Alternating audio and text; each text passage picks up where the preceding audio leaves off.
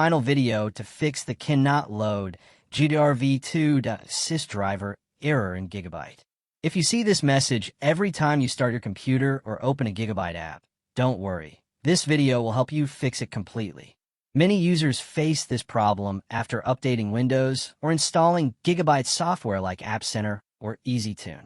The error means the system is unable to load the Gdrv2.sys driver, which is a small file used by GIGABYTE tools to control hardware. This issue can happen because the driver is missing, corrupted, blocked by antivirus, or not compatible with your Windows version. But the good news is it's very easy to fix.